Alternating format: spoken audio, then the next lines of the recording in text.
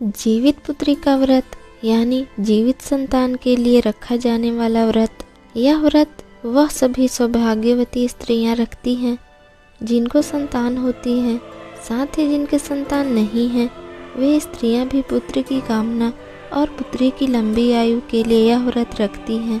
आश्विनी मास के कृष्ण पक्ष की अष्टमी को प्रदोष काल यानी जब सूर्य छुप रहा हो और शाम गहराने लगे, माताएं अपनी संतान की दीर्घायु, स्वास्थ्य और संपन्नता की मनोकामना से यह व्रत रखती हैं। इस साल यह व्रत 6 अक्टूबर 2023 को हो रहा है।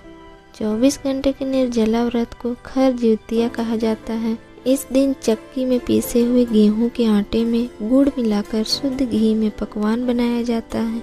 पुत्र के नाम का एक बंधन माताएं अपने गले में धारण कर लेती हैं। मान्यता है कि चक्की में वह संतान पीस देती है, जो कुछ बच जाता है उसे स्वयं धारण कर लेती हैं। इसकी पूजा शिव जी को प्रिय प्रदोष काल में करनी चाहिए।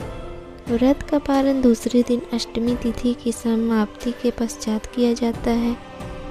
पार्वती जी ने एक स्थान पर स्त्रियों को विलाप करते देखा तो शिव जी से उसका कारण पूछा।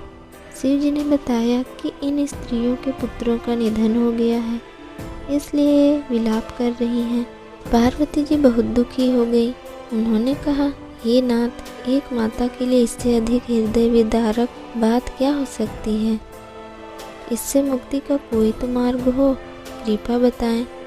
शिव जी ने कहा, हे देवी, जो विधाता द्वारा रचित है उसमें हेर फेर नहीं हो सकता, किंतु जीमूत वाहन की पूजा से माताएं अपनी संतान पर आए प्राणघाती संकटों को भी टाल सकती हैं।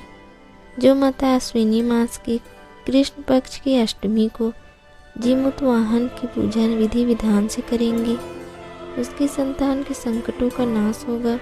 पार्वती जी के अनुरोध पर शिव जी ने उन मृत बालकों को पुनः जीवित कर दिया। इस कारण ही इसे जीवित पुत्री का व्रत कहा जाता है।